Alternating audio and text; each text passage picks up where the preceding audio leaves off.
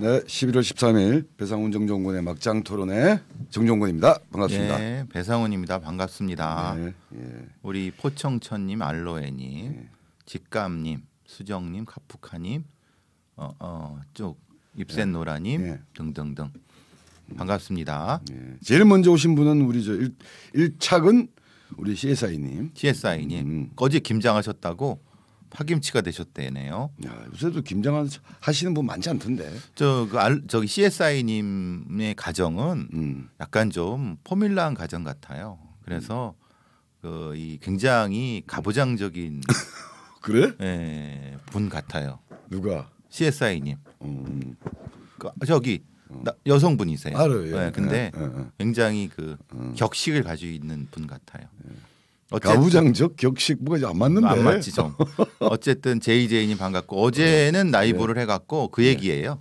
그리고 제 책 CCM 번역본이 다음 주 수요일 날 나온다는 그 얘기 하고 있었어요. 아, 화요일 날 나와야지 제가 방송에서 한번 딱 들고 읽게 그러니까요. 되는데. 근데 요즘 인쇄소가 연말이어 갖고 바빠서 예. 조금 늦춰졌나 봐요. 예. 예.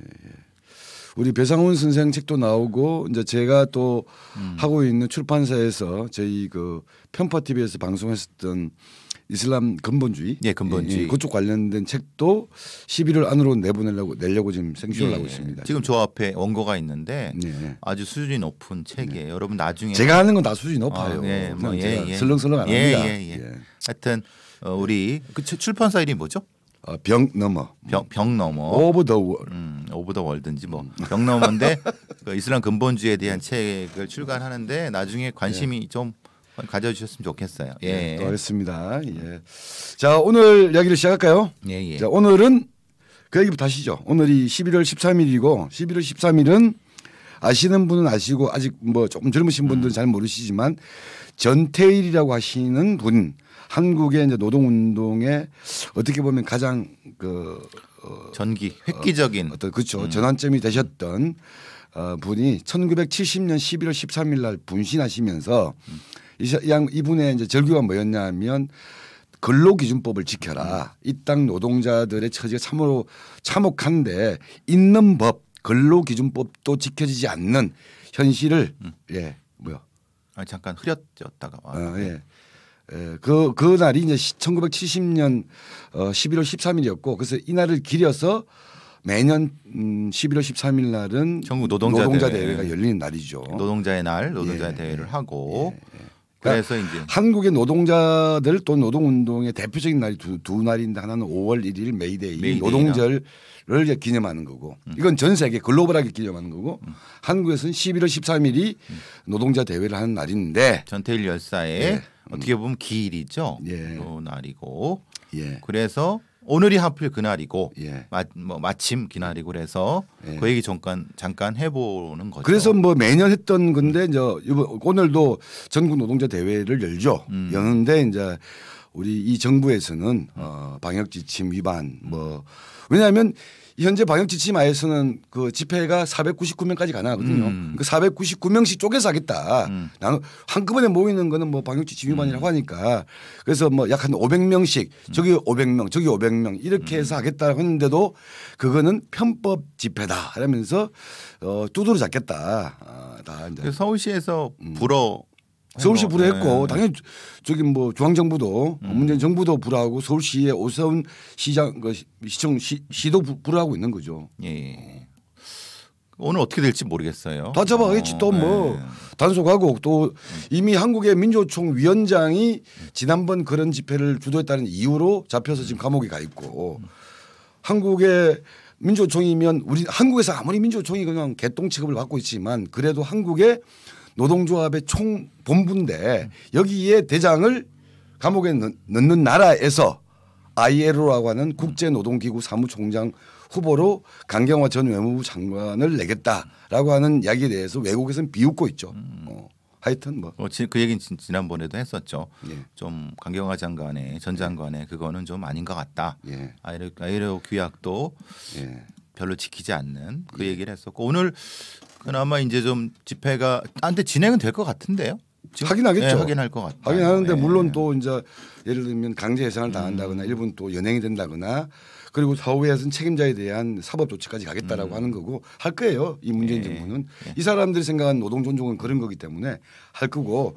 근데 뭐 아시겠잖아요. 저는 할 수 있다고 봐. 이거 코로나 팬데믹 상황에서 약간 좀 이렇게 엄격하게 할 수 있다고 봐. 근데 제가 눈에 똑바로 보고 있잖아요. 저기 뭐야 저 프로야구.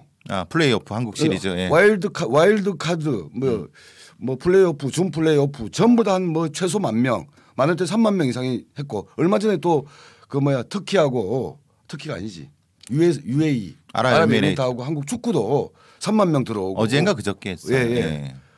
그런 거는 근데 보면 딱 텔레비전이 보여주잖아요. 따닥따닥 붙어 있어 다 따닥따닥 붙어 있어. 근데 그거는 뭐 코로나는 거기를 비켜간대 이 정부 말에 의하면. 코로나는 그걸 비켜가고 노동자들이 모이면 여기는 코로나가 창궐한데 이렇게 열불이 나야 안 나. 이제 조금 이 정치적 집회에 대한 부분을 너무나도 많이 너무 좀 옥죄는 것이 아니냐. 그러니까 이전에 같은 경우는 그래도 좀 뭐 그럴 수 있다고 쳐도 이제는 위드 코로나가 되면서 어느 정도까지는 좀 정치적 집회는 풀어줘야 되는 것이 아니냐 이런 생각이 좀 들어서 오늘 또 노동자연을 맞아서 그 말씀 드리고 있습니다. 예. 그리고 그래서 그걸 존중해가지고 500명 단위로 더 띄엄띄엄 하겠다라고 하는데도 이렇게 이야기하는 게 참. 어쨌든 참 집회 참가하시는 분들 다 저기 백신 맞고 그랬잖아요. 그렇죠. 다 방역. 요새는 뭐 대한민국 국민 70%가 다 맞았다고 하니까. 그러니까 그건 좀 우리 서울시나 정부에서도 좀 전향적으로 좀 봐줬으면 좋겠다라는 생각이 들고요. 새로 오시는 분들은 우리 스르르님 오셨고 수재 로버님 오셨고 알로에님 온라인 집회도 안 되나요 이렇게 물어보셨고요. 에그님이라고 불러야 되나요? 예. 그리고 새로 오신 분들 쭉 그렇게 있습니다. 예. 온라인 집회가 뭘 말씀하시는지 모르겠는데 지난번에 보니까 또 뭐 그런 거 하더라고. 예, 같이 하죠. 예. 그러니까 이제 오프라인도 하면서 그거를 또 중계하면서 같이 하는 것도 하죠. 그러니까 저는 이런 이야기는 또 제가 우리 배 선생보다는 제가 많이 했는데 그렇죠. 뭐 잘하시니까. 아니 지난번에 그 민주노총 위원장 구속될 때 그때도 뭐였었냐면 그때도 그 백신 안 맞은 사람이 있어가지고 코로나 그 확진자가 그 집회한 대중에서 나왔다라고 언론에서 다 깠어. 근데 다 확인해 보니까 없었죠. 집회에서 나온 게 아니고 식당에 갔는데 식당에 예를 들면 그 사람에 의해서 감염된 게 이제 아주 확인이 됐던 거죠. 그럼 뭐 하나 다른 식사 이미 저 언론이 이걸 통해서 다 때려 죽일 놈으로 만들어 놓고 나중에 보니까 그게 아니야. 오보 정정을 했어야 되는데. 하여튼 그렇습니다. 그래서 오늘 뭐 집회가 그래도 그나마 잘 되고 참여하신 사람들이 무탈하시길 바라고 물론 무탈이라는 게 경찰로부터의 탈뿐만 아니라 코로나 같은 코로나부터도 무탈하시길 바라고요. 그리고 또 이런 부분은 철저하게 마스크 쓰시고 거리 두기 하시기 때문에 저는 사실 크게 걱정하지 않습니다. 왜냐하면은 이게 철저하게 방역을 지키면서 거리두기 하실 거라고 하기 때문에 걱정을 하지 않는데 그래도 좀 조심하시고 우리 최수진님 오셨고요. 꿈꾸는 세상님이 버퍼가 생기셨나 보네요. 그런데 다른 분들은 별 문제 없는 것 같은데. 버퍼가 생기거나 이러면 말씀해 주시면 또 우리가 가서 바로 합니다.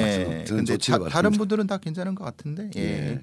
반갑습니다. 어쨌든 지혜님도 오셨고요. 반갑습니다. 그리고 뭐 이건 집회와는 별개로 아까 전태일 70년이니까 올해가 42년. 전태일 벌써 70 넘었네. 52년이구나.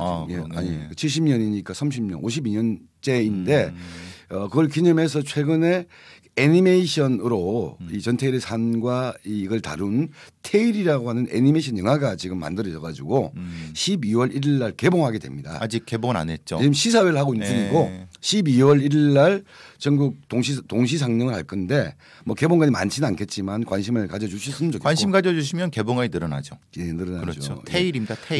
테일이. 전태일 테일이. 그런데 뭐 많은 분들이 약간 또 너무 전태일을 미워하고 그게 아니라 평범한 우리 이웃의 노동자의 이야기를 잔잔하게 잘 만들었다고 하시더라고요. 저도 못 봤습니다. 지금의 2021년에 더 많은 전태일 이 의미겠죠. 그렇죠. 하여튼 그 테일이 애니메이션 12월 1일 날 상영될 때 많은 좀 관심을 가져주십사 하는 부탁을 드리고 여기까지만 할게요. 녹턴님 오셨고요. 푸뱅크님 오셨습니다. 넘어가시죠. 예, 하고 잠깐만 우리 사건 사고도 몇 개 있는데 약간 뭐 시사 관련된 거 요새 우리 뜸했잖아. 한번 하고 넘어갑시다. 예, 그러시죠. 예, 국민의힘 그 윤석열 후보 당선되고 나서는 지금 보니까 선대위 구성을 둘러싸고 지금 좀 뭐 저끼리 힘겨루기 하는 것 같더라고 보니까. 근데 뭐 언론에서는 예. 친 이명백계 하고 또 이 김종인 이 누구죠 이준석 이렇게 힘겨루기 뭐 이런 얘기도 하고 그러네요. 예, 그러니까 뭐가 뭔지 모르겠어요. 쉽게 말하면 그 국민의힘의 올드 멤버들, 올드한 애들. 예를 들면 저기 민자당, 한나라당, 새누리당 여기에서 산전수전 다 겪은 그 노예한 선수들 이 선수들이 슬슬 이제 이 윤석열을 앞에 바지로 만들면서 자기들이 장악하겠다. 권성동, 뭐 장제원 뭐 이런 정진석 이런 친구들이 어차피 보니까 윤석열이 당선될 것 같으니까 그렇죠. 야 이제 우리가 다시 부활할 때다. 그러니까 박근혜 이전 친 이명박. 정확히 말하면 박근혜 때도 있어요. 그래서. 구 한나라당 계열 뭐 그쪽이네요. 그렇죠. 그래서 윤석열의 당선과 윤석열 정부가 뭐 심오한 게 아니고 그러니까 예를 들면 올드한 한나라당의 의미한다. 이런 세력들이 스물스물 나타난 것 같고 김종인은 야 그렇게 해가지고는 당선도 안 된다. 당선도 안 될 뿐만 아니라 그래가지고는 뭐 옛날로 돌아가자는 거지. 그래서 김종인이 개기는 것 같고. 그래서 이준석 김종인 한파로 해서 또 지금 그쪽을 약간 니네 중심으로 선대위 구성하면 망한다. 우리한테 좀 지분을 줘라. 그러니까 대놓고는 김종인은 정권을 달라. 이런 얘기를 한 거고. 그 김종인은 나한테 권한을 달라. 그다음에 선대위를 그렇게 뭐 이렇게 휘황찬란하게 대규모로 꾸리지 마라. 왜냐하면 대규모 꾸리게 되면 그 올드한 애들이 다 들어오게 되거든. 김종인의 표현을 하면 자리 거지들, 자리 사냥꾼들, 이런 애들이 등장하게 되는데 왜냐하면 틀이 커지니까. 그렇죠. 그러니까 선대위는 소규모로 나한테 권한을 주고 그리고 뭔가 과거와는 다른 모습으로 해야지 국민들에게 신뢰를 얻는다. 이게 김종인 버전. 그런데 이제 반대 버전은 이제 또. 근데 윤석열은 그건 못 받아들이겠다. 그게 윤석열의 얘기이기도 하고. 권성동, 뭐 정진석 그런 계열에 있는 사람들의 윤석열 이야기까지는 아닌 것 같고 그렇죠. 윤석열 포진되어 있는 애들의 그런 애들의 얘기가 그거를 윤석열이 못 쳐내고 있는 것 같고. 못 쳐내고 있는 것 같아요. 사실 쳐내기 쉽지 않은 게 어차피 자기 캠프에서 열심히 도와줬던 사람들인데 그걸 쳐낸다는 건 사실 근데 제가 지난주에 말씀드린 것처럼 본인이 그것을 과감하게 자리 정리를 하면은 한 단계 업그레이드 될 수 있다라고 한 게 제 그 의미였었습니다. 예. 아니 그래서 이 싸움은 제법 중요한 게 뭐냐면 그 어쨌든 홍준표의 2030이 가고 몰렸고 윤석열에 대해서 상당히 안 몰렸잖아요. 근데 이 2030들이나 약간 이 젊은 청년 세대가 윤석열에 대해서 비호감이고 홍준표 호감을 가졌던 이유 중에 하나가 물론 개인 윤석열과 개인 홍준표도 있지만 윤석열 주변에 보니까 자기들이 볼 때 이게 완전히 구태들 전부 다 완전히 똘똘말이 돼 있어. 그러니까 뭔가 과거 세력들. 낡은 과거 하여튼 뭔가 이 꾸리한 냄새가 나는 애들이 전부 다 윤석열 주변에 있는 거야. 그렇죠. 그게 더 싫다라는 의사 표현이 강하더라고. 그렇죠. 그러니까 20, 30대의 분들이 국민의힘을 싫어했던 이유가 바로 그거였었는데 그래서 이준석의 등장과 함께 국민의힘에 개거 입당을 해서 저 선호를 썼는데 과거로 회귀하니까 그것에 대한 반감으로 홍준표 지지로 나타났던 거고 홍준표가 이제 탈락하면서 거기에 대한 갈 곳 잃은 20대, 20, 30대의 표심 뭐 이렇게 표현하면 되는 것 같아요. 그렇죠. 그러니까 제가 우리 저 배상훈 선생한테 친윤이라고 제가 비아냥까지 얻어먹고 있지만 이 자들이 그러니까 지금의 국힘도 문제인데 박근혜 국힘 예를 들면 이명박의 무슨 새누리당인지 한나라당 이런 버전으로 계속 가게 된다. 그런 모습이다라면 단호하게 저도 이거는 친윤이 아니라 그렇죠. 그냥 윤석열 개새끼가 되는 거죠. 제가 볼 때. 아이 개새끼라 그러지 마세요. 아니 뭐 좋아하잖아요. 또 이게 또 치명적 한 칼 들어오네. 하여튼 그런 싸움들인 것 같아요. 네. 그래서 김종인은 윤석열을 매개로 해서 이 그 국힘의 그 역사적 계보의 이 보수 정당들을 약간 환골탈태 시켜야지 당선도 가능하고 의미 있는 선거가 된다. 그게 아니면 도로말 타물이다. 그러고 또 자기 지분도 그렇죠. 자기 발언권도 있는 거고. 그리고 이제 김종인의 위치를 봤을 때 저는 뭐 김종인 자체는 옛날 국권 세력 그러니까 이제 말하자면 이 굉장히 깊죠. 신군부 이전에 이 김종일이라는 사람은 노태우 때 경제수석을 했던 사람인 거고 보사부 장관도 하고 그러니까 이제 사실은 김종인을 대표하는 구여권의 일부 세력들도 분명히 존재하는 거예요. 근데 외피를 이제 뭔가 새로운 것으로 왜냐하면 문재인도 지원했고 그러면서 했지만은 그런 것도 조금은 있는 것 같아요. 사실은. 그래서 이제 제3세력은 아니라 하더라도 지분은 분명히 있는 것 같아요. 근데 저쪽에서는 뭐 인정 못해라고 하는 거고. 아니 수재로부님이 그런 애들이 누가 있나요? 장제원 외에 많습니다. 장제원, 권성동, 정진석, 심지어는 김진태도 들어가 있고. 맞아요. 김진태도 있잖아요. 그러니까 아니 그 국힘의 현역 국회의원 한 100여 명 중에서 다 들어가 있잖아요. 80~90%가 윤석열 캠프에 들어가 있는데 그러니까 그 사람들이죠. 근데 그 사람들 중에서 발언권 있는 사람 누구겠습니까? 오래된 놈들. 그렇죠. 선수가 오래됐다는 게 누구냐? 그거 다 옛날에 그 이명박 박근혜 시절에 한 자리 했던 애들이라는 그렇죠. 거죠. 이런 자들의 이제 귀환이 되고 있는 것에 대한 위기의식을 어쨌든 근데 이 위기의식을 가장 나이가 많은 김종인이 가지고 있는 거고 말씀하신 그렇죠. 대로 김종인 자기 지분도 있지만 이게 김종인의 진단은 맞는 것 같아요. 왜냐하면 윤석열 당선이 뭔가 변화가 되려면 이게 박근혜 이명박으로 돌아가는 것이 아니라 보수에 한 발 더 나아가는 그렇죠. 모습을 보여줘야 된다. 근데 보여줘야 되는데 옛날 올드한 애들이 자꾸 얼렁거리면 안 된다. 이런 버전인 것 같고. 근데 윤석열이 거기서 왔다 갔다 한다? 그러면 지 운명은 지가 판단하겠지. 지 무덤을 팔지 알지는. 우리 송님 감사합니다. 알로에님의 질문.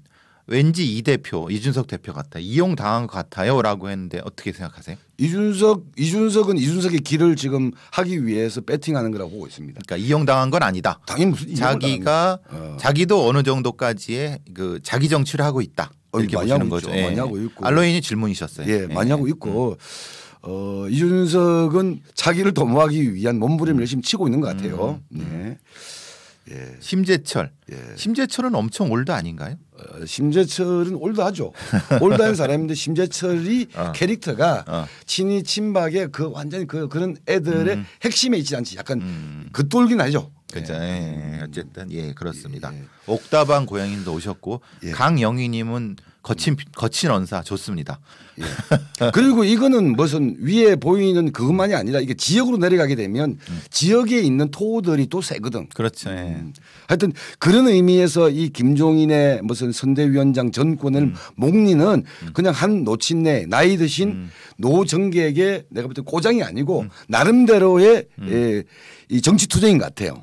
정치 투쟁이기 때문에 이건 한번 지켜봤습니다. 나름 이제 울산은 김기현. 부산은 박형준, 뭐 방재원, 대구는 뭐 많이 아시는 것처럼 윤부터 시작해서 지금 곽상도 계열의 또 이제 그런 쪽의 토호들 세력들, 그러니까 TK나 PK 지역에 있는 거 강원도 지역에 또 한 김진태 같은 한따까리 하는 인간들이 있는 거고 경기 남부 쪽에 토호들이 있고 정진석 같이 충청도 지역에 좀 그 방구 끼는 애들이 있는 거고, 그러니까 그런 애들이 똘똘 뭉쳐서 윤석열을 지금 지원하고 있는 형상이죠. 나머지는 이제 그 김종인은 또 다른 영역이고. 그래서 그 둘의 관계는 이게 이제 보수에서도 말 그대로 우려치면 뭐 수구적 버전으로 회귀할 거냐 아니면 약간 보구에 약간이라도 변화된 모습을 보일 것이냐를 둘러싼 약간 갈등의 양상인 것 같다. 수재로우님 말씀은 이제 아마 정미경이라든가 아니면 배현진이라든가 아니 배현진이 하여튼 뭐 그런 더 극우가 있어서 거기에 비해서는 좀 낫다는 의미라고 설명해 주셨어요. 그러니까 사람 하나하나에 대한 코멘트를 하는 게 아니고 그렇죠. 지금 김종인의 이 목리와 이 나름대로 이게 뭘 의미할까 여기에서 왜 윤석열은 왔다 갔다 지금 동요하고 있는 걸까 이걸 보여주고 이거는 뭐 제가 예를 들면 뭐 민주당에 비해서 약간 온정적으로 얘기하지만 이건 뭐 이런 과정의 귀결로 어떻게 되느냐에 따라서 그 평가가 달라질 수 있는 거죠. 그렇죠. 그러다가 훅 가죠 한 방에. 그래서 우리 수재더머님 말씀도 맞는 말씀 같고요. 자 그리고 또 국힘만 얘기하는 게 아니라 또 요새 우리 민주당 행보도 우리 이재명 후보도 열심히 지금 하고 있는데 힘들게 하고 있는 것 같더라고요. 근데 뭐 저는 뭐 다른 거 다 빼고 최근에 어젠가 이재명 후보가 선대위 회의에서 지난 총선에서의 위성정당 창당에 대해서 사과하고 재발 방지 관련된 무슨 대책을 마련해달라 뭐 이렇게 했죠. 라고 주문했다고 하는데 평가해 보세요. 뭐 저는 제가 볼 때는 뭐 어디서 간보기 하고 있냐. 이건 두 가지가 있는데요. 위성정당 창당에 대해서 이렇게 사과 비슷한 말이 나온 게 처음이거든요. 그죠. 없었죠. 처음이기도 한데 요거는 느낌학상 정의당을 꼬시기 위한 공작 미끼질이 하나 있다. 왜냐하면 정의당 같은 경우에는 항상 선거관계법이라거나 이 양당 위주의 이 선거법을 바꾸지 않고서는 활로가 안 보이기 때문에 여기 올인했다가 위성정당한테 뒤통수 세게 맞은 거 아니에요. 그러니까 등대에서 그냥 큰 돌을 맞은 거기 때문에 여기에 대한 분노가 있는데 그걸 달래기 위한 첫발인 것 같다. 어차피 지금 윤석열한테 밀리고 있으니까 그래서 그걸 좀 안으려고. 그래서 정의당도 내가 볼 때 넘어갈 가능성도 있는데 하여튼 거기에 대한 밑밥이다. 이게 1번. 2번. 아니 그런데 위성정당 우리 이재명 후보는 위성정당에 대해서 사과하고 무슨 재발 방지 입법을 고민해달라고 했는데 이재명 후보의 정책 경제 핵심 참모가 최백은 교수예요. 최백은. 네, 그 뉴스공장이 자주 나오죠. 요새 거의 무한 질주를 하시던데 양반. 그 뭐라고 하죠? 사춘기 때 질풍노도. 질풍노도에 행보를 하고 계시는데 이 최백은 교수가 지금은 이재명의 경제 참모이지만 총선 때 위성정당의 당 대표였습니다. 그러니까 우희정 최백은이 공동 대표였죠. 그리고 지금도 보니까 더불어시민당인가요? 네, 더불어시민당이죠. 더불어시민당 대표였던 분이 최백은 씨고 최백은 씨는 지금도 이재명의 경제 참모이자 페북을 보니까 가관이더만요. 보니까 뭐 정의당과 뭐 이런 데 대해서 거의 뭐 비아냥과 냉소와 조롱과 이게 버글버글하고 있는데 이건 진행되고 있어. 그리고 법안을 검토해보라고 했지만 나온 건 없어. 그리고 사과라는 멘트 한마디 해. 저는 전혀 동의 못하죠. 저도 사실은 이 위성정당 부분에 대해서는 당 차원에서 뭐 사과를 하든 전체적으로 뭔가 이 공식적으로 정리가 필요한 부분인데 그게 아니라 후보가 한마디 하고 뭐 이렇게 약간 퉁치려고 하는 건 아니라고 봅니다. 왜냐하면 공당이고 대통령 선거 후보를 낸 집권 여당에서 그런 야료는 안 되는 거예요. 꼼수를 부리면 안 된다고 봅니다. 그러니까 잘못해서 잘못했다.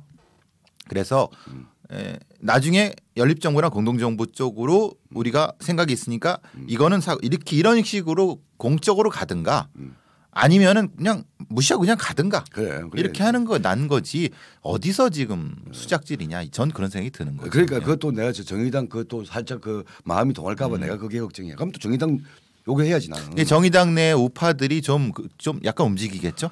아니 이제 봐야죠. 왜냐하면 정의당한테는 제일 아마 이 친구들한테는 이 정의당한테 제일 중요한 거는 정치관계법 특히 선거법 개정이 구체적으로 진행된다고 한다면 흔들릴 거예요. 이게 제일 중요하다고 보기 때문에. 그런데 그래서 중요한 거는 법과 제도가 아니고 대의와 명분이다. 나는 이렇게 보죠. 그렇죠. 지금 시기에.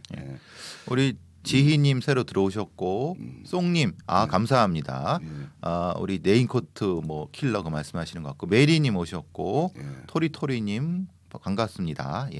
그래서 홍당님 다시 원래대로 돌아가는 것 같아. 모두 가기로. 그러니까 약간 이게 아니는 것 같아. 이 윤석열과 저 국힘 하는 꼬라지 봐가지고도 저것도 완전히 과거로 돌아간다. 그러면 이제 쓰레기 되는 거고. 이재명 민주당에 대해서는 저는 이건 심판돼야 된다고 하는 사람이기 때문에 저는 걱정은 이재명 후보의 여러 가지 정책 공약 이런 것들이 잡탕이 될까 봐 걱정이에요. 그러니까 말하자면은 뭐 뒤에도 좀 말씀하시겠지만 차별금지법부터 시작해서 국보법 부분들에서 명확히 뭐가 이걸 딱 이게 아니라 이쪽 눈치 보고 저쪽 눈치 보다가 결국은 윤석열의 정책과 별 차이 없는. 원래 그게 이재명 스타일이 아닌데. 그러면 전 그게 문제는. 그러니까 자기는 사이다고 뭔가 한다면 합니다 쪽으로 했는데 정책은 이쪽 눈치 보고 섰고 저쪽 눈치 보고 섰다 보면은 결국은 이도저도 안 된다. 그러니까 진짜 잡아야 될 어떤 부분을 놓칠 수 있다라고 생각하는 거죠. 그러니까 확실히 차별화하든가. 아니면은 진짜 말 그대로 중도 우파 쪽으로 가든가 좀 그런 생각이 좀 들어서 우리가 지금 이렇게 오고 간 사이에 우리 송님 지금 우리 테네시 형님 감사한 말씀을 드리려고 송님 했는데 우리 테네시님까지 한번 쏴주시네. 테네시 용이에요? 뭐 테네시 용 그 미국에서 오신 분 같아요. 자 그리고 그리고 아까 금방 말씀하셨는데 차별금지법 얘기 좀 해봅시다. 아니 차별금지법 자체에 대한 이야기도 있지만 차별금지법, 국가보안법 폐지 등 국민들이 국회 동의 청원이라고 하는 게 있습니다. 그러니까 예를 들면 이 법을 만들어 달라, 이 법을 없애달라, 이 법을 개정해 달라라고 국회에다가 입법 청원하는 게 있어요. 예를 들면 대한민국에서 국민들이 국회의원을 거치지 않고 직접적으로 법안에 대해서 좀 이렇게 의견을 낼 수 있는 유일한 루트가 이거밖에 없어요. 입법 청원. 아니면 내가 아는 국회의원한테 좀 뭐 좀 그렇죠. 해주세요, 우리 국회의원님, 이것밖에 없어요. 국민들이 다수의 의견을 모아서 이 법을 개폐, 개정, 폐지 뭐 이렇게 해달라라고 하는 유일한 통로가 국회 동의청원인데 이 국회 동의청원에 올라왔던 대표적인 게 지금 차별금지법하고 차별금지법은 제정해달라, 국가보안법 폐지해달라 이런 것들이 있어요. 이게 보통 이게 우리 시청자 포함해가지고 많은 분들이 모르시는데 청와대 청원하고 국회 동의 청원은 다릅니다. 다르죠. 예. 청와대 청원은 그냥 신문고예요. 말 그대로 이제 해도 되고 그만도 되고 그냥. 아니 그러니까 그건 법하고 관계 없잖아요. 그렇죠. 심지어는 무슨 이준석 핸드폰 못하게 해달라 예, 이런 것까지 되는데. 그러니까 그거는 옛날에 그 영조 정조 임금님 지나갈 때 신문구 두드리고 하는 그런 것밖에 없어요. 저는 아주 싫어합니다 이거를. 그러나 국회 동의청원은 시민들이 입법 과정에 참여할 수 있는 정당한 권리 행사라고 보거든요. 그렇죠. 근데 이게 쉽지가 않아요. 카트라인 엄청 높아. 10만인가 20만인가 그런가요? 3개 그러니까 한 달 내에 10만 명이 참여해 줘야지 이게 가능하거든요. 이게 영국이나 이런 데서는 보통 6개월에 10만 명. 예를 들면 90일에 예를 들면 5만 명. 이런데 한국은 한 달 만에 10만 명을 못 만들면 이건 의미가 없어요. 그런데 그래서 이 국회 동의청원은 보통 한 1,000개 정도가 생기면 이 과정을 통과하는 건 한 10개 정도예요. 거의 없죠. 10개 정도. 그러니까 10개 정도만이 한 달 내에 10만 명의 동의자들과 지지자들을 모아서 국회에 제출할 수 있는 과정을 지나게 되는 건데 그 대표적인 게 차별금지법하고 국가보안법 폐지인데 이걸 그냥 쌩 까버리지만 날려버린 거 아니에요. 그러니까요. 결국은 지금 21대 국회죠. 예. 21대 국회 마지막 날에 심사하겠다 이렇게 미룬 거 아니에요? 그러니까 이 법에는 이 한 달 내에 10만 명을 채우면 해당 소관위에서 심사하도록 되어 있습니다. 그렇죠. 그게 90일 해야 돼요. 그리고 한 번에 한해서 60일을 연장할 수 있어요. 그러니까 150일 내에 폐지를 하든 입법을 하든 해야 돼.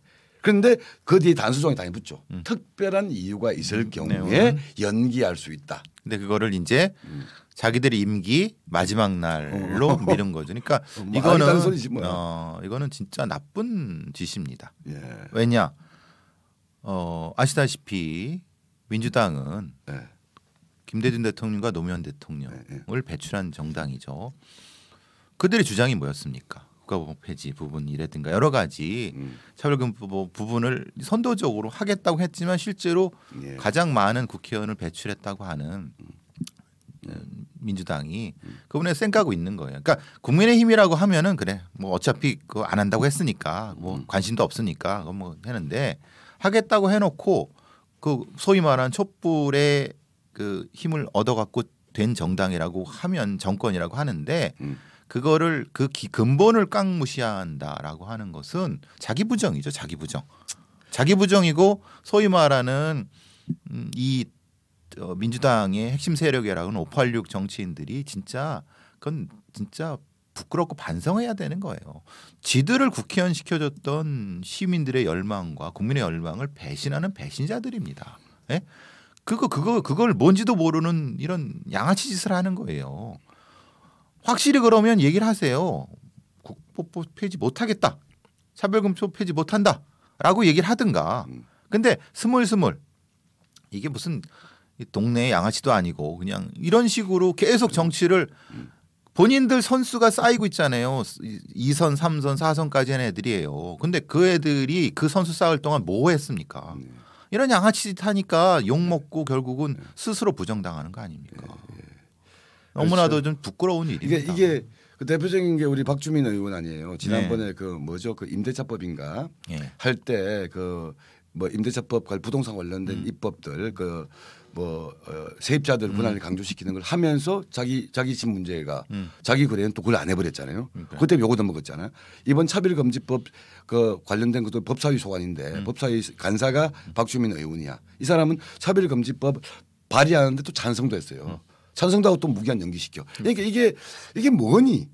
국민의힘은 그냥 반대야 당론으로. 반대니까 이건 쳐부숴야 돼. 이 당론하고 맞서 싸워서 깨면 되거든요. 그래서 얘들은 국민 여론의 눈치를 봐가지고 아 이거 계속 반대해가지고는 도움이 안 된다 바꿀 거란 거지.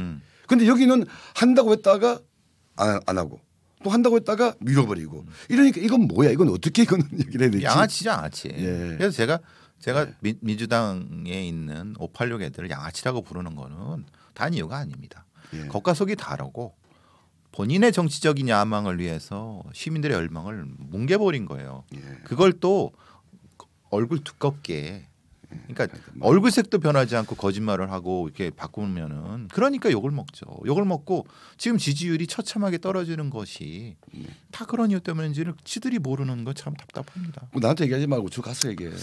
언제나 얘기하면 저는 방송에서 다 얘기합니다. 예. 개새끼들이라고. 근데 예.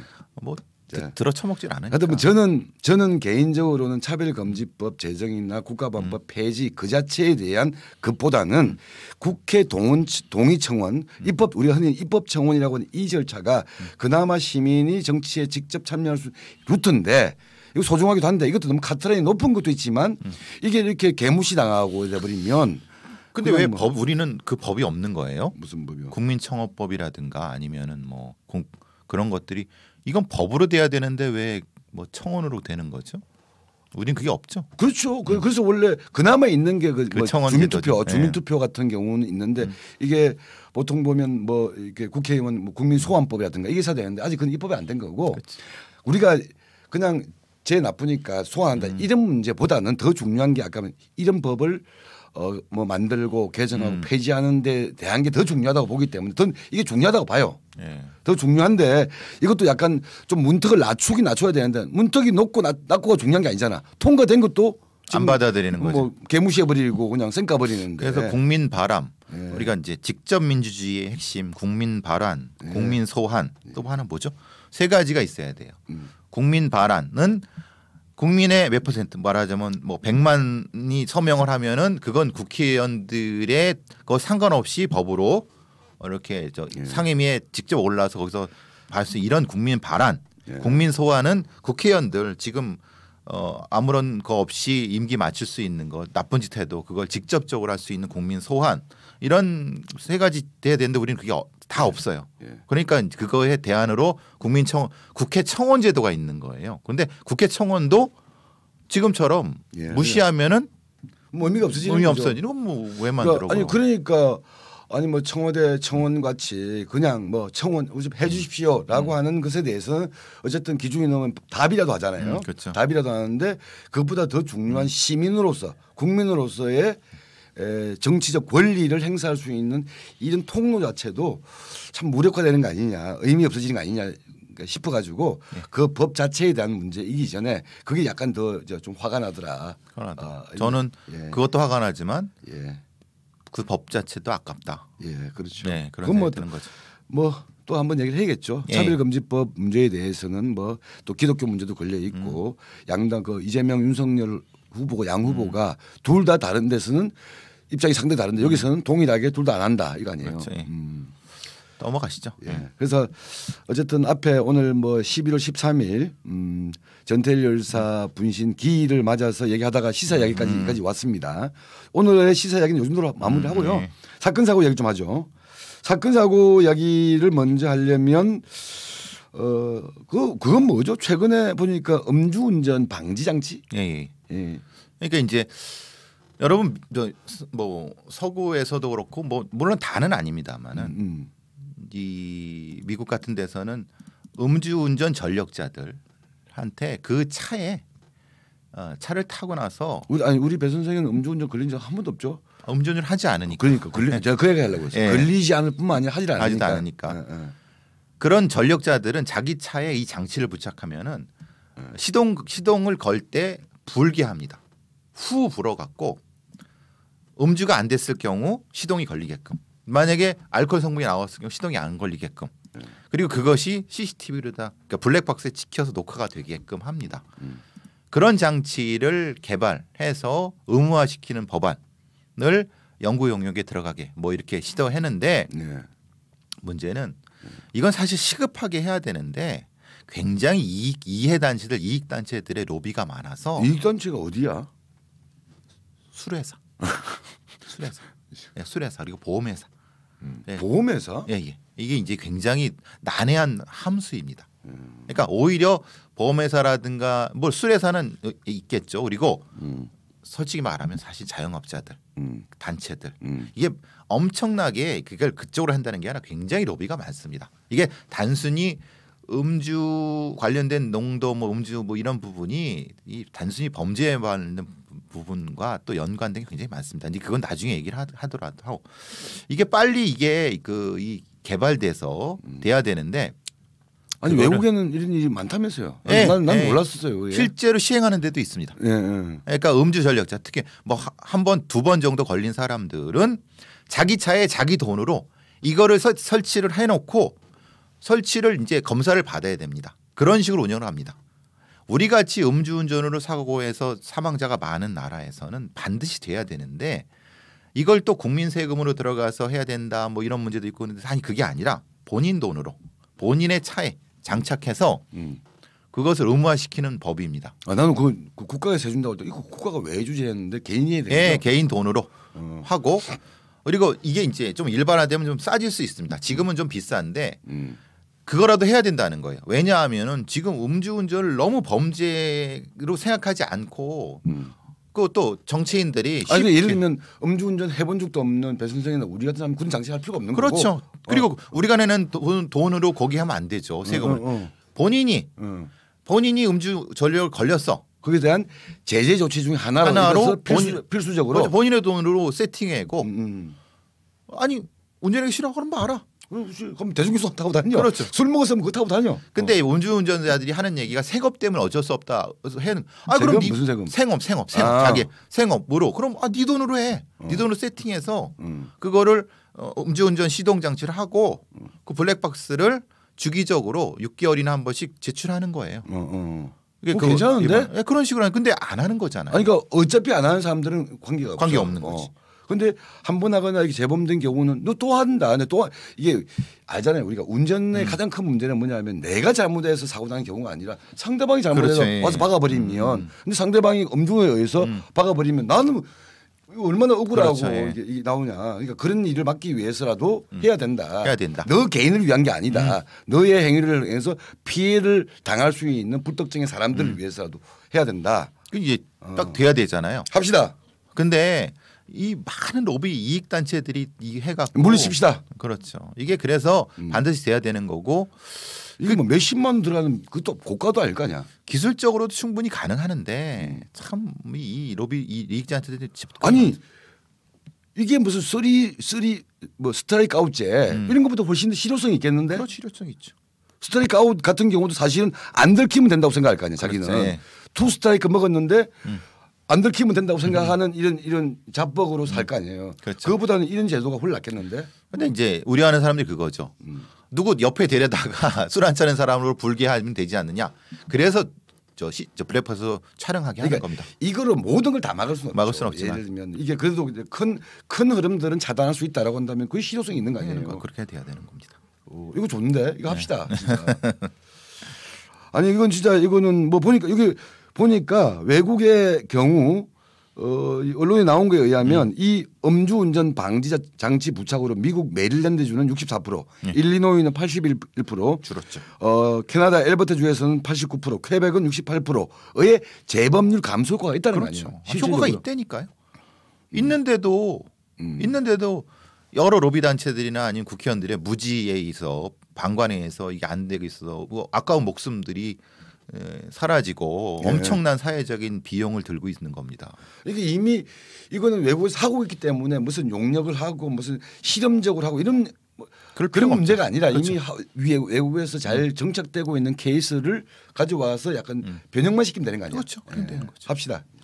자, 하는 거고 아니 지금 이 교통 이야기가 나왔으니까 그런데 음주운전 뭐 지금 택시 기사들이나 이런 대중교통의 이제 운전기사들에 대한 폭행 문제가 심각한데 원래는 이건 뭐 가중처벌하고 심각하게 처벌한다고 했는데 별로 그렇게 세게 안 한다면서요 또. 네. 뭐 그 대표적인 사람이 있잖아요.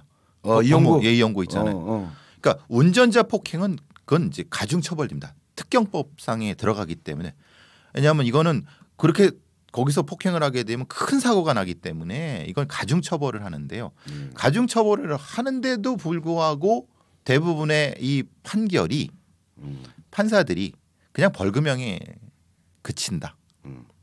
이게 참 굉장히 그러니까 실제로 이거를 폭행을 못하게 만들어야 되는데 그래야지 좀 세게 처벌을 해야 되는데 실제로는 이 법 자체가 무용지물이 된다. 왜냐하면 벌금 뭐 여러분 많이 보시잖아요. 택시 운전하고 있는데 옆에 뒤에 술 취한 놈이 그 너 집 뭐 얼마야? 우리 집은 15억인데 막 그 시비도 걸고 그리고 막 때리기도 하고 뭐 심한 경우는 어딘 줄 알아요? 비키라고 해요. 현대 자기 잡는다고. 그렇지. 그런 놈도 있고 별놈 다 있습니다. 예. 그 굉장히 위험한 거 다 같이 죽어요. 예. 그러면 그런 애들은 아무리 술 처먹고 한다 하더라도 강하게 처벌해야 돼요. 그래야지 재범이 안 되는 거예요. 그런 짓 못하게 해야 되는데 이 판사들이나 이 법률가들 무슨 생각을 가지고 있는지 이런 애들은 거의 뭐 벌금형 수준을 하니까 또 똑같은 짓 하는 거예요. 예. 이게 2015년부터 뭐라고 되어 있냐면 뭐라고 나와 있죠? 2015년부터는 이 운행 중인 택시나 버스 기사를 폭행하면 5년 이하의 징역 또는 2천만 원 이하의 벌금에 처하도록 처벌이 강화되어 있고 세요. 여기에서 상해가 들어갔을 경우에는 벌금형 자체가 없다는 거 아니에요? 그렇죠. 그래 되는데 문제는 그렇게 안 하죠. 예. 그러니까 안 하고 보통 그냥 벌금형 집행유예로 가니까 진짜 이거는 큰 문제 같아요. 예.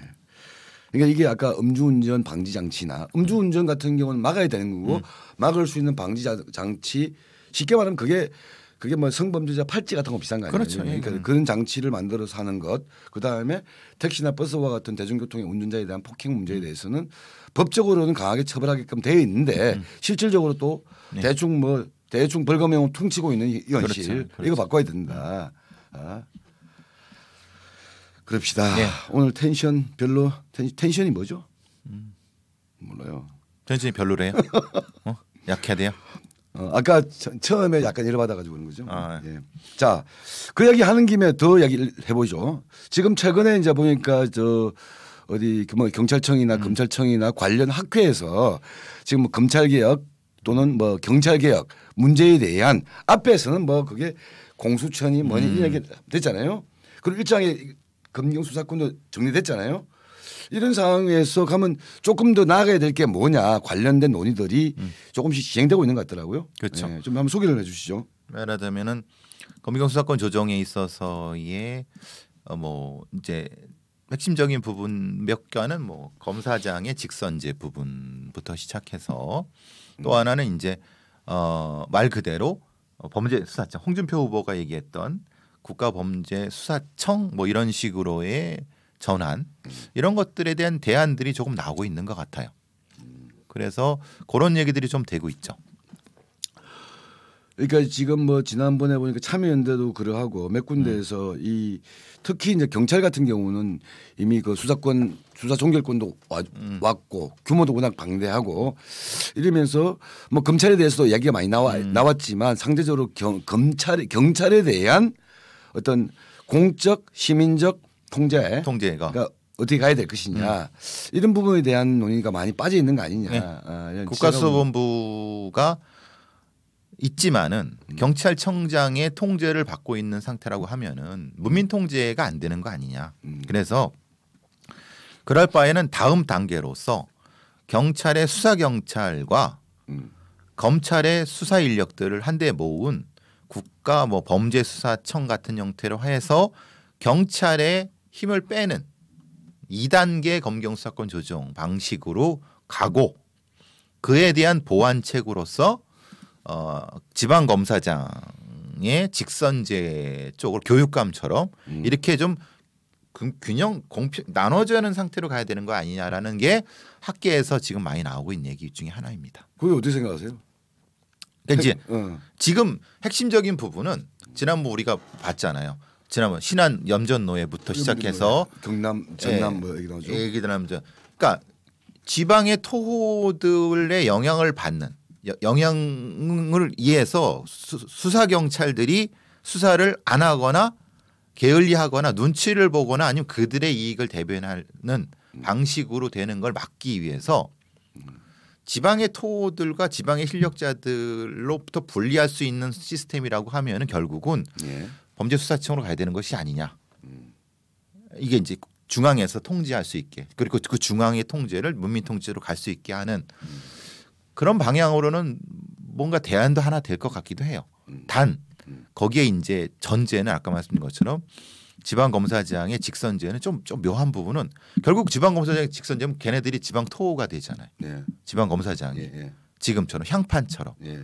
그걸 좀 어떻게든 그건 잘 모르겠어요. 아니, 그러니까 저도 요새 그런 생각이 좀 드는 거예요. 이게 선거로 모든 걸 다 뽑는 게 그러니까요. 이게 만능책이냐. 물론 이제 시민들의 참여, 시민들 이게 기본 방향은 맞는데 여기나 저기나 모든 거 다 헷갈려. 그러면 그냥 뽑기해, 뽑는 거로 해라고 하는 것이 과연 그 민주성과 효율성과 말씀하셨던 뭐 이게 지역 토들 원래 뽑으면 원래 힘 있는 놈이 뽑히는 거 아니야. 그렇죠. 그리고 언론이 또 지역 언론을 토호들이 장악하고 있으니까 여러 가지 빨아주고 해주면은 결국은 오히려 더 민주성을 해치는 것이 아니냐. 선거라는 외피를 쓴 금권 선거, 관권 선거가 될 수 있을 가능성이 높은 거죠. 그러니까요. 그러니까 그래서 이거 두 가지는 좀 특히 왜냐하면 말 그대로 대의가 자기 목적인 선거가 있잖아요. 그렇죠. 국회의원 선거는 지방의원 선거는 그냥 뭘 하겠다가 아니라 이 민의를 대변하겠다는 게 자기 목적일 경우에는 당연히 그 대의성이 있는 건데 예를 들면 경찰이 되거나 검찰이 되거나 이거는 목적은 뽑히는 게 목적이 아니잖아요. 뭔가를 집행하는 이게 제일 중요한 거고 제일 공정하고 민주적이고 효율적으로 공권력을 집행해서 범죄를 막고 이런 게 목적인 거고 이러기 위해서 여러 가지 어떤 전문성 또는 시민의 어떤 뭐 견제 감시 뭐 이런 것들이 보완돼야 되는 거 아니냐. 그런데 이게 거꾸로 되면 안 되는 거 아니냐. 그래서 지방검사장에 대한 저도 사실 그것도 방안이라고 생각하지만 저는 차라리 지방법원장을 직선을 하고 지방검사장은 왜냐하면 지방검사장은 집행을 하는 거잖아요. 수사를 집행해야 되는 사람 아니면 기소를 집행하는 사람은 그렇게 하는 건 좀 아니지 않느냐라는 생각이 들어서 차라리 그것은 이 중앙 단위에서 일종의 어떤 지금처럼 보내되 지방의회라든가 국회에 엄정한 청문 절차를 거치는 것이 더 오히려 더 방안이 낫는 거 아니냐 이런 생각이 드는 거죠. 지금은 지방검사장은 청문 절차 없습니다.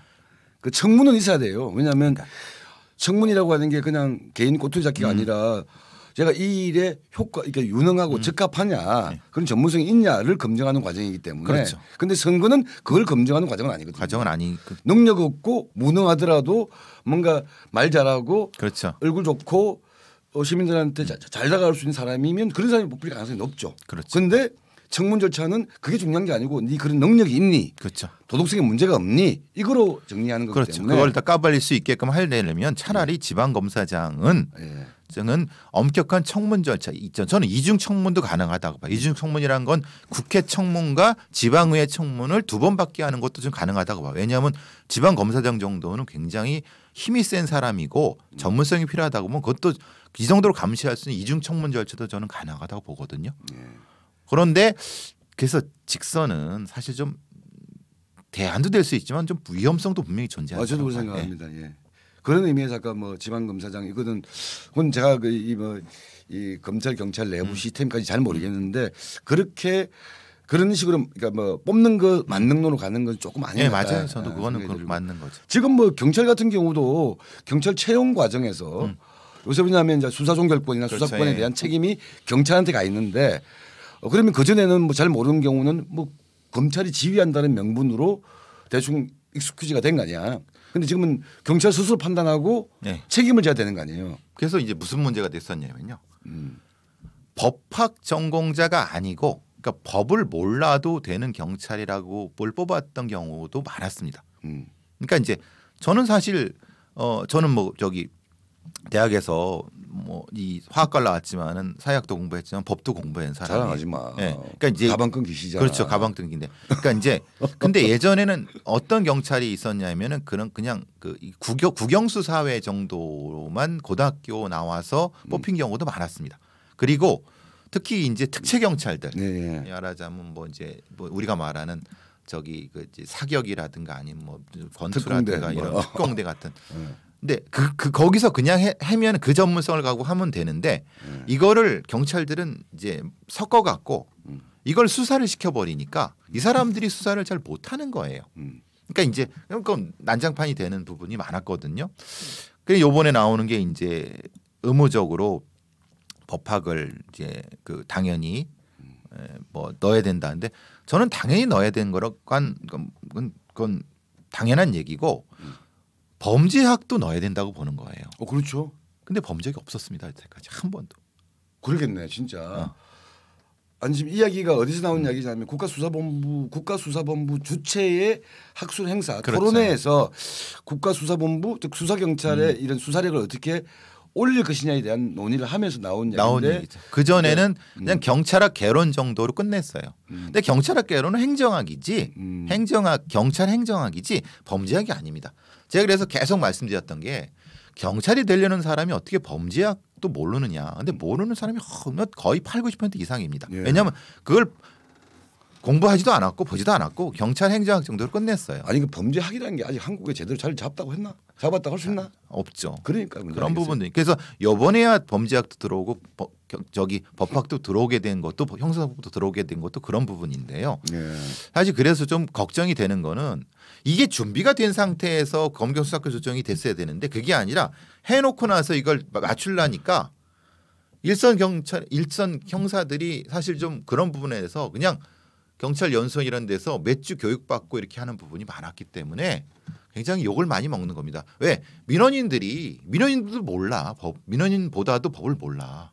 민원인들은 자기 문제니까 네. 공부도 하고 알아보고 오죠. 그러니까 그런 이런 문제가 발생하는 이게 뭐라고 하죠? 이게 영원한 딜레마 같아요. 예를 들면 이게 뭐 공수처니 수사조정권이니 미국 FBI 모델로 가야 되느니 영국의 SFO 모델로 가야 되느니 그림은 잘 그려. 이쁘게 그려.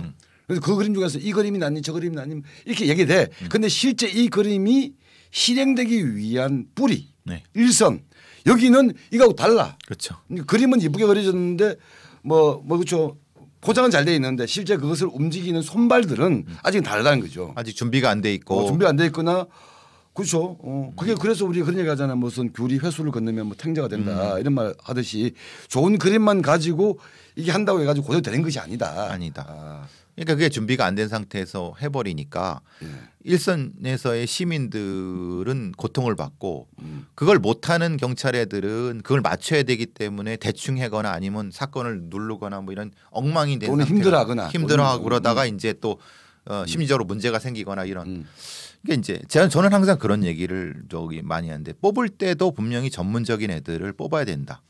그러니까 전문적인 애들이라고 하면은 그런 어떤 특채를 하면 그 영역을 뽑아서 계속 그대로 가게 하든가. 그리고 지역 경찰도 역시 지역 경찰에 맞는 사람들을 뽑아야 된다. 그리고 뽑은 것만의 문제가 아니라 3년이나 이 정도 때 정기적인 평가를 통해서 탈락을 시켜야 된다. 탈락하기 전에 기회를 줘야 된다. 뭐 저는 훈련년이라는 표현을 하는데 훈련 한 6개월 1년 경찰학교 같은 데서 빡세게 훈련시키고 거기서 시험 봐서 탈락하면 해는 이런 선순환 체계를 해야 되는데 지금은 우리가 경찰에 한번 뽑히면은 이 사람을 자르기는 거의 불가능합니다. 그래요? 네. 왜냐하면 소송이 되기 때문에.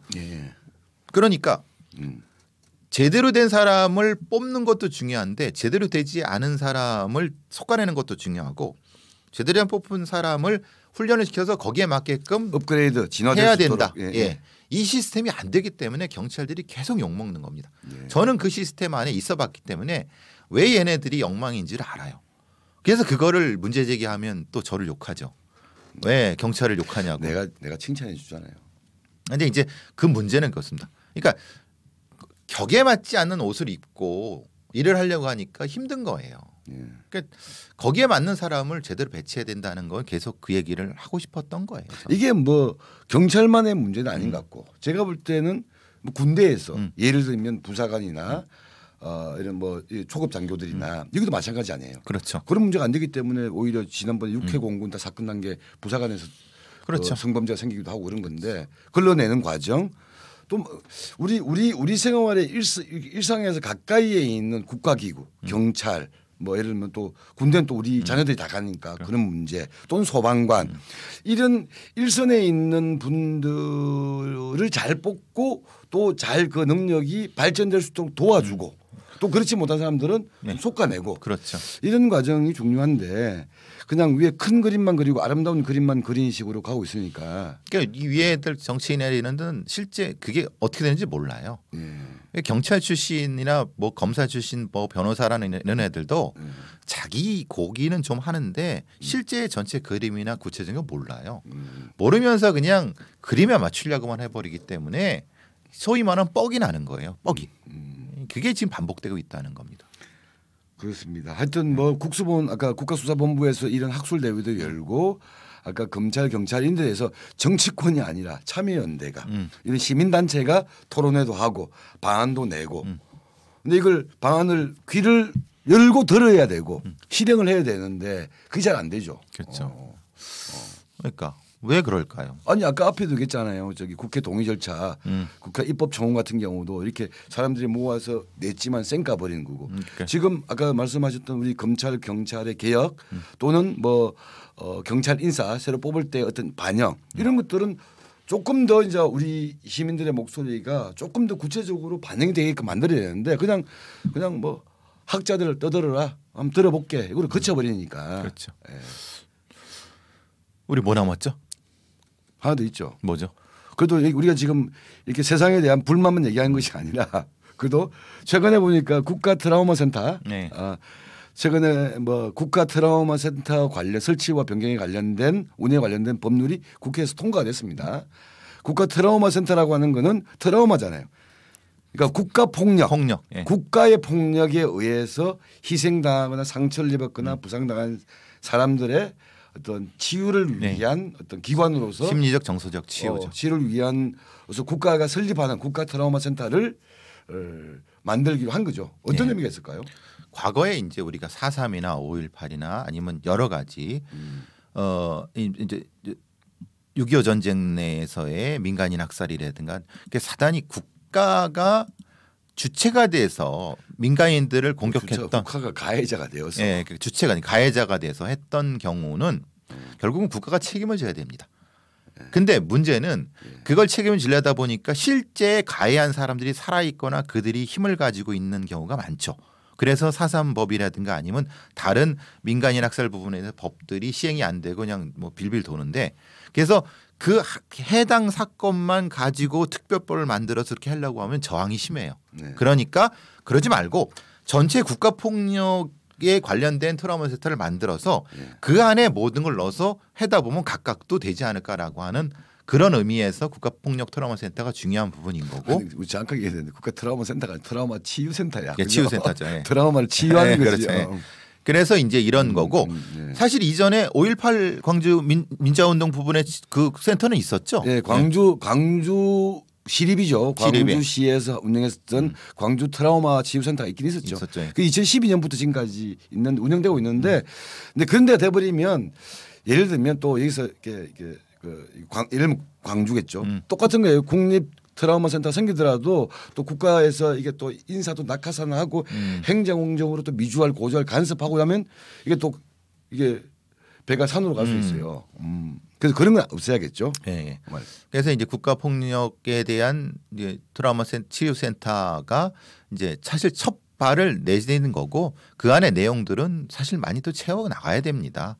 여기서는 이제 사실 우리가 이게 전제가 되는 것은 소위 말하는 국가가 폭력을 행사한 거에 대한 진상 규명이 먼저 돼야 되는 건데 어느 정도까지 진상 규명이 된 건 있습니다만은 아직 진상 규명에 초입도 못 들어간 것도 많습니다.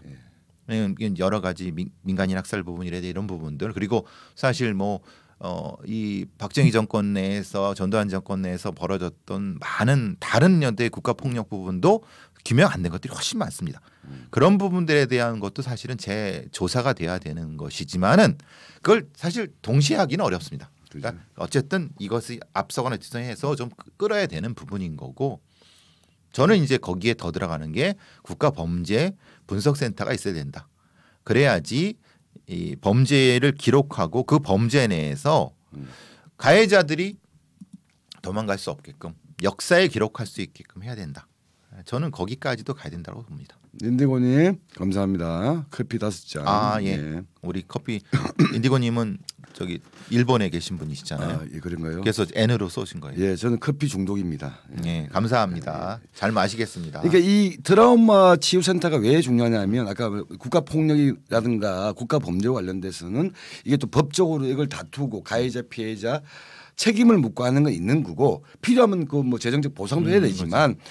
이런 뭐 이렇게 외상후 스트레스 장애 이런 것처럼 이런 게 그냥 돈 몇 푼으로 또는 가해자에 대한 처벌로 끝나지 않는 어떤 내면의 상처, 그렇죠. 후유증, 사회 부적응 이런 문제가 더 크잖아요. 사실은 차라리 뭐 칼을 찔린 거면 그건 치료하면 되지만 그게 아닌 경우가 오히려 이런 큰 사건 같은 경우 많기 때문에 그거를 사회가 책임지고 그러니까 치료, 재활, 사회복귀, 사회 적응 이런 것을 담당한다 그런 의미는 있는 것 같아요. 예. 다만 제가 뭐 광주의 구체적인 내용은 모르겠지만 이런 센터 하나 생기면 또 이게 행정에 의해서 좌지우지되고 그렇죠.